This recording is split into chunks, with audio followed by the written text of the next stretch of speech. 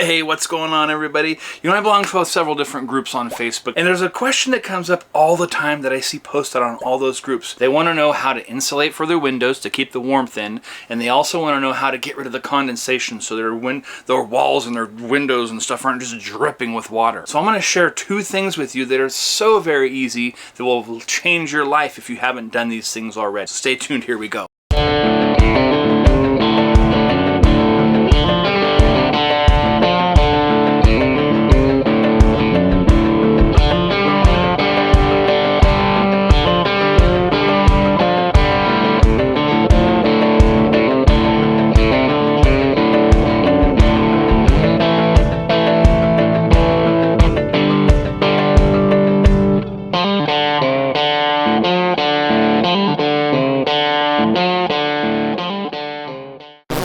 So the first thing you're going to want to do is you're going to want to get some of this reflective stuff to put on your windows. This is a little piece of it right here. Very thin. It's like a piece of air bubble wrapped in between two pieces of tin foil. But surprisingly, it works very well. Let me show you how I put it on my windows, because I did it a couple different ways. Some are removable, some are not, and some fold up so you can have daylight. Let me show you here real quick. Okay, in our trailer here, I only have two windows that are permanent, meaning that I went ahead and I just taped it. I just put it up against the window and I taped it in the frame, and it's not coming down until I want to take it down. Works fine. I didn't want to do that on all the windows because then you have no daylight. And if you've used this stuff or you've done anything like this, it becomes a dungeon in here. It is so dark. So anyways, I went ahead and just taped this one. You can see, just taped around.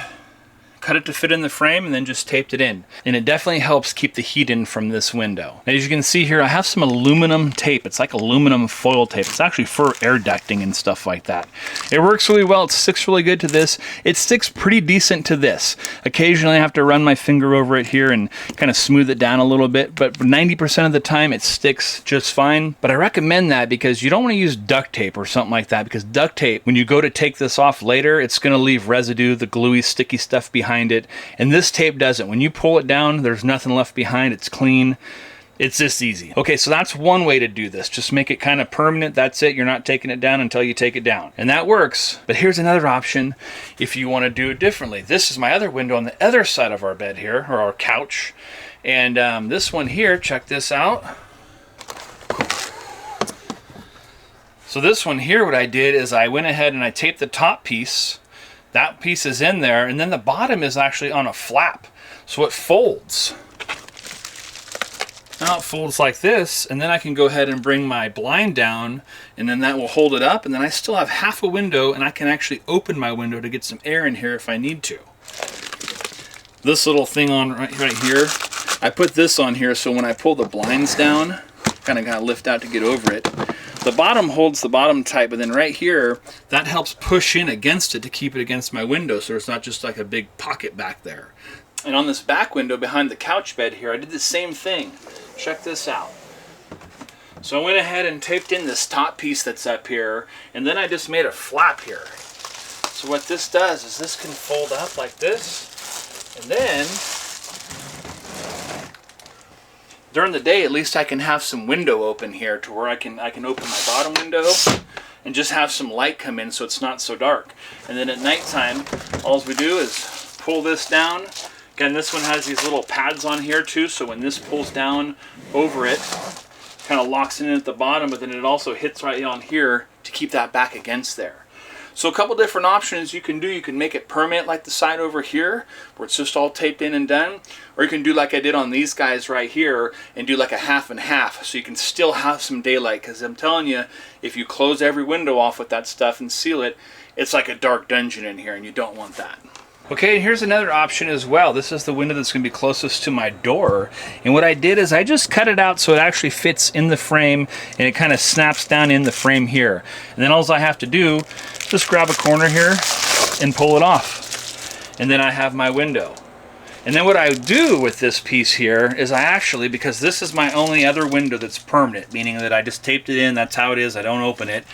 During the day, I just slide this back behind here and I hide it there. And that way it's out of the way. I didn't want to make all the windows like this window because with all this in here, that means I got to find a place to put all these windows all the stuff somewhere during the day and then put them all back up. Now I have one window, the front window there, that I just remove and put back in. The rest of these all fold up out of the way, and I think it works great. Definitely notice a difference with our heating. We don't have to use the heater near as much. It actually stays very warm in here. I'm surprised. I'm very surprised at how well this thin little stuff works, and it works amazing, so I definitely recommend it. There's one other thing you need though if you want to make yourself more comfortable, and that's this dehumidifier. That's right, this is a dehumidifier. Now this definitely gets something bigger than what you think you need, because this is actually for a 2,000 square foot house. I don't think so though. We're living in a 320 square foot house, and this is just enough. It seems to work great. Hardly any moisture on the windows. I mean, no wetness on the walls, no nothing. It works very well. But again, this is for a 2,000 square foot house. I got this off Amazon, and I want to say it was around $100. I got this about a year ago. And definitely recommend one. If you're gonna stay in an RV, you absolutely have to have one of these, or you're just gonna have wet walls. You're gonna wake, it's kind of like when you go camping, you're in a tent and you wake up and the walls are like damp and wet. Well, that's how your trailer can get if you don't have one of these. So you must get one of these. Now this little guy is what I had first. This one says it was for a 240 square foot, so I actually ended up buying two of these and putting one out in the living room and one in our bedroom. They collected water, but they still didn't do what we needed it to. And that's why I went and just got the big one. The one for a 2,000 square foot house that isn't for a 2,000 square foot house. These little small ones here are good. You can maybe put one in your bathroom or put one in a little room, but you would not want to rely on this to do your whole trailer. Get a big one, find a place to put it, and you'll be happy. Another thing to do is your roof vents. Go ahead and get these pads. I got these off Amazon. They're pretty inexpensive. They just squish up in there into your vent opening there, and it's about 3 inches of padding. Works well. You can take it down if you need to open it on hot days or anything like that.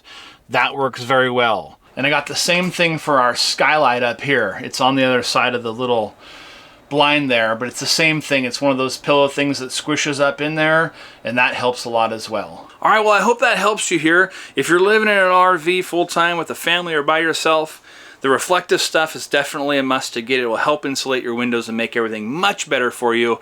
And the dehumidifier. The dehumidifier is, you have to get one. If you don't have one, go get one because you need one. It is a night and day difference having a dehumidifier and not having one. If you like wet windows and you like wet walls and all that kind of stuff, hey, don't get one. It's not for you then. But if you like having your house dry, just like your normal sticks and bricks house or anywhere else you want to live, you want it dry, you don't want wet walls and all that, get yourself a dehumidifier. They're only around $100. That reflective stuff, one roll of that stuff was about, I think, $14. Recommend getting the stuff for the vent. Those are on Amazon, and I want to say they're around 20 bucks, somewhere like that.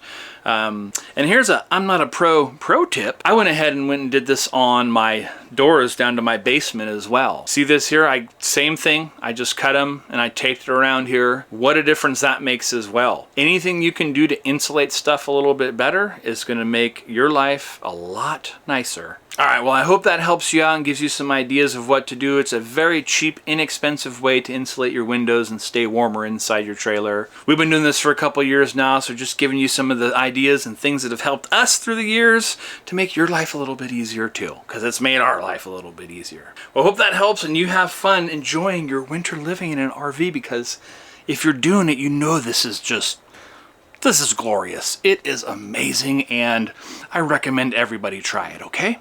All right, well, you guys have a good one, and I'll see you on the next one.